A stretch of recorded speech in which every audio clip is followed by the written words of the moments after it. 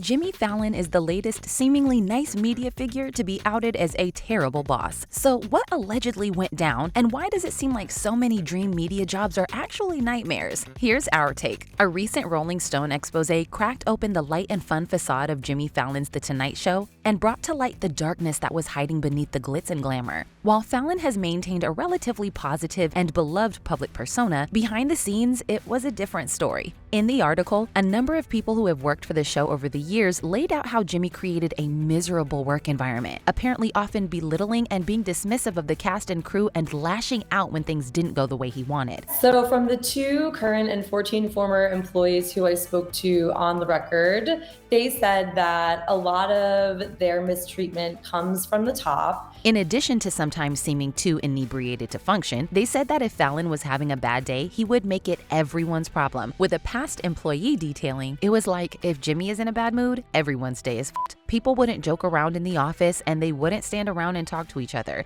It was very much like, focus on whatever it is that you have to do because Fallon's in a bad mood, and if he sees that, he might fly off. Working in late-night TV is a dream job for many, with The Tonight Show being one of the most coveted programs due to its illustrious history. But it was exactly this combination of admiration and desire to do good work, combined with Fallon's own power as a well-known industry figure and host of the show, that made it so hard for those suffering to speak up. One employee noted, "It just always felt like you should be grateful that you have a job, and you should be grateful that you have this position at this show, at this network. Everyone wants to be in this spot. You have worked hard to get here. It shouldn't be a thing that you're being ungrateful." Even as employees endured dire mental and physical impacts from the mistreatment and stress, a revolving door of yes men showrunners and ineffective HR made it impossible for employees to enact change even when they did speak up. One former employee told Rolling Stone, "Mentally, I was in the lowest place of my life. I didn't want to live anymore. I thought about taking my own life all the time." After the expose was published, representatives from NBC released a rather hollow defense of the program, stating, "As in any workplace, we have had employees raise issues. Those have been investigated and action has been taken where appropriate," which, given the number and severity of concerning happenings and outright workplace abuses detailed in the Rolling Stone article, leads one to wonder what NBC does consider appropriate instances in which to take action. And in a Zoom call to employees, Fallon gave his own "sorry if you were offended" non-apology, stating that he felt bad and was sorry if I embarrassed you and your family and friends. Yeah, I mean, he apologized. He didn't really deny anything,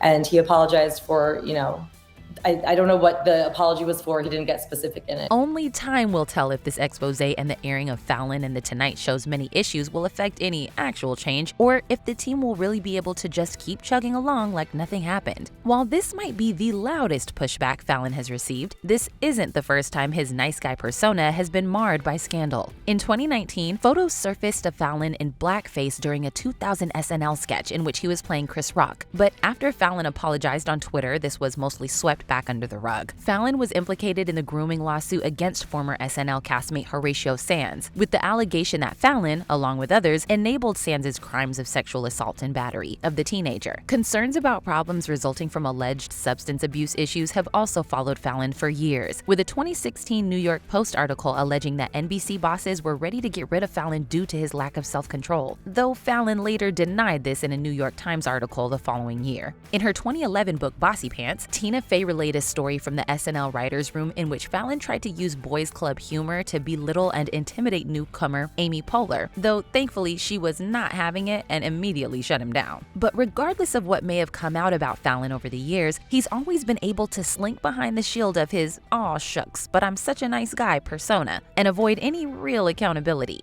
And he certainly isn't the only one. The Jimmy Fallon expose seems to be part of a growing trend of what appear to be dream media workplaces run by friendly, relatable celebrities turning out to be just the opposite. Lizzo, long hailed for her kindness and body positivity, was recently sued by her former employees, who alleged that she body shamed and sexually harassed them. Fans were stunned as this seemed to go against everything that Lizzo stood for. People say the name Lizzo. What words, feelings do you want them to have? I want them to feel happy. I do believe that I have that effect. More and more people who had previously worked with Lizzo started to share their own stories of mistreatment, and it became clear that it wasn't just a fluke. Lizzo did eventually come out and deny everything, calling them as unbelievable as they sound, but the volume of corroboration of details of mistreatment make the allegations impossible to brush aside. Cult hit The Other Two surprised everyone when, just before the season 3 finale, it was revealed that the show had been canceled amid a wave of HR complaints. The show itself lampooned bad behind-the-scenes behavior in Hollywood, so the fact that the showrunners, Chris Kelly and Sarah Schneider, themselves were alleged to have engaged in the same bad behavior they were sending up was simultaneously disappointing and, unfortunately, not all that surprising. It was, apparently, even an open secret in Hollywood, with Tina Fey, again, openly making a joke about it well before the info leaked to the public. Lauren, you have unleashed an army of monsters into the world. You know it, I know it, and the crew of The Other Two knows it. Oh, I was supposed to change that. The largest recent downfall of a once beloved persona, however, was that of talk show host and entertainer Ellen DeGeneres. I learned that things happened here that never should have happened.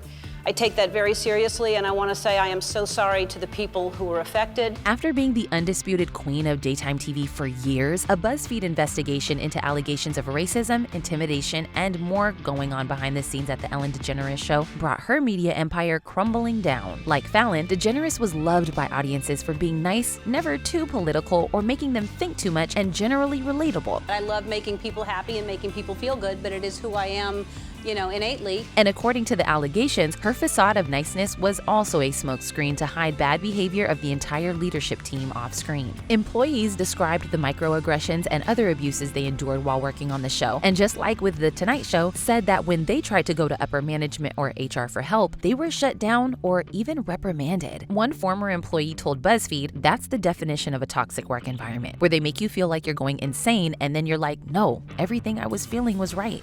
Toxic workplaces are nothing new, and neither is the understanding that glowing, kind media personalities usually aren't that way in real life. So why do these scandals in particular seem to become such big news? A big reason is the parasocial relationships people develop with their celebrities, in which people feel an imagined level of closeness and like they have a real connection to a celebrity or other public figure. Gosh, thank you so much. Let's hug.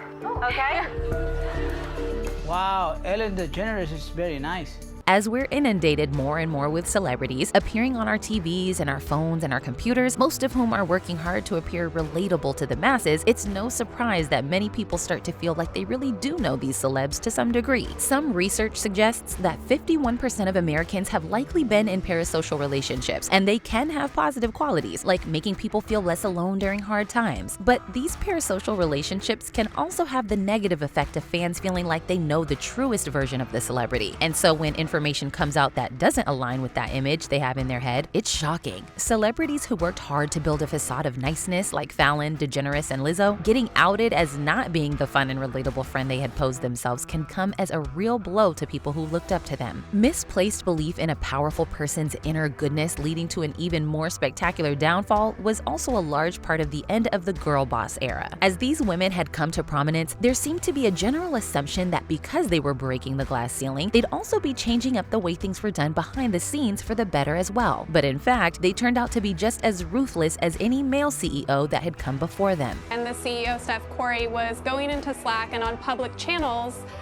really berating them when they made mistakes and really using the company mission as almost a weapon to say if you were really dedicated, you would work 15-hour days. Instead of the nice and relatable shtick that's seeing its downfall today, those girl bosses rode a wave of performative feminism to the top. Many people at the time really bought into the idea that they were bringing change to the world, and so that made their downfalls hit that much harder. It wasn't just the loss of a female CEO or two, but the loss of a vision of a better, more equal future. Whether they're with a relatable celebrity or a girl boss climbing her way to the top, parasocial relationships make one feel truly invested in the success of this person they don't even know. So to watch that all crumble to dust can be painful. But even people who don't have parasocial relationships with these celebrities, or even really care about them at all, also seem to get pulled into the gossip. Toxic workplaces are everywhere, but it can often feel like something no one really talks about outside of clickbait articles. So to see people get to open up about the terrible goings-on behind the scenes at these fancy media jobs can hit home in two ways. One, 1, confirming that even jobs that seem perfect can have deep problems, and 2, the feeling of schadenfreude at seeing a fake nice millionaire get taken to task for bad behavior. And, of course, by virtue of being a part of the media itself, these entities are widely known, so everyone has their own opinion to share.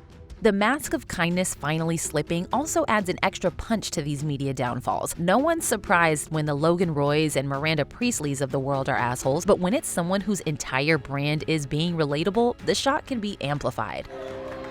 That's why you don't f with Ellen. And one big thing these recent media workplace meltdowns have highlighted is the danger that can come from a powerful person hiding behind a facade of kindness and relatability. People being afraid to speak up about mistreatment in the workplace has been an issue across sectors for, well, pretty much forever. But it's especially been a worry for women and minorities who are concerned that they'll face retaliation or be seen as an attention seeker. The U.S. Equal Employment Opportunity Commission estimates that 75% of all workplace harassment incidents go unreported. And when the boss is not just a famous person, but a beloved celebrity, speaking out can be even more difficult. Not only do you have to worry about workplace retaliation, but also being disbelieved or even attacked by the public. Putting on a fake act of niceness to hide one's more nefarious behavior is a well-known abuse tactic, wherein the abused ends up surrounded by people claiming that, well, they're just so nice, I can't believe they'd do such a terrible thing. And again, when that fake nice person is a world-famous celebrity, this issue is magnified even further. People don't want to believe that someone they looked up to could possibly treat others poorly, and so will go into denial en masse. This combination of admiration and fear can also make the person suffering the abuse stick it out longer, hoping that things will turn around and they can finally have the positive experience they had imagined. A million girls would kill for this job.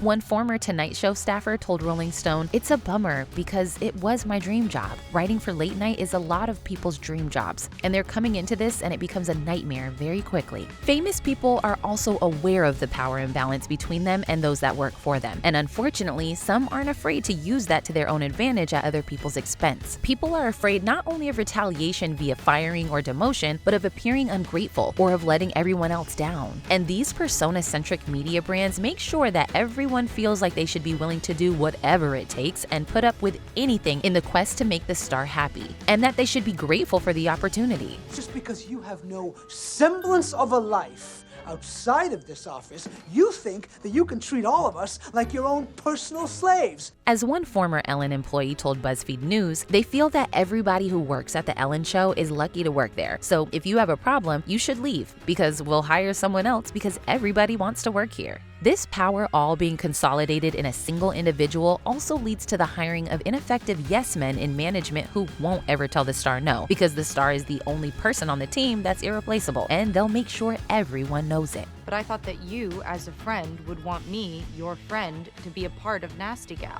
Everything you do could be done by an intern. In the post-pandemic return to work, people across the board have been incredibly unhappy. A Gallup poll found that 50% of workers reported feeling stressed at their jobs, 60% reported feeling emotionally unattached, and 19% were outright miserable. After feeling the change during the pandemic, people have started to get pushed back into toxic workplaces that are trying to go back to how things were, and people aren't here for it. Unfair treatment at work, from mistreatment to bad corporate policies to a myriad of other issues, was reported as the #1 cause of job dissatisfaction. Usually the day we talk about sexual harassment is the day that everyone harasses me as a joke. And those working in the media are no exception. In fact, the Writers Guild of America and SAG-AFTRA have been on strike for months in an attempt to secure fair pay and better working conditions. Everyone is fed up with being mistreated in the workplace and are fighting back. No workplace is ever going to be perfect, especially in a high-stress environment filled with big egos like media, but there are ways to make things less terrible. Companies need to create environments where employees feel like they can speak up when they're being mistreated, even if it's by the star, and importantly, where they'll be taken seriously and won't have to live in fear of retribution. It's also important for the stars themselves to rein in their own egos and appreciate all of these people that are helping them create this amazing thing that just so happens to have their name on it. Every single TV show, movie, or even music star's career is a team effort, and every single person on that team deserves to be treated fairly and with respect. Conan O'Brien, for example, who was supposed to take over The Tonight Show instead of Fallon, has often had current and former employees speak very highly of him and how great he is to work for, noting that he remembers everyone's name and, treats them like human beings. But change won't come just because 1 or 2 stars do the right thing here and there. It's going to take a concentrated effort across the media landscape landscape to change working conditions for the people who make the magic. And the same is true on a larger scale across sectors. We all need to continue to work together to bring unjust conditions to light and push back against mistreatment in any way we can, because even small wins can be the first domino that leads to huge changes down the line. That's The Take. Click here to watch a video we think you'll love, or here to check out a whole playlist of awesome content. Don't forget to subscribe and turn on notifications.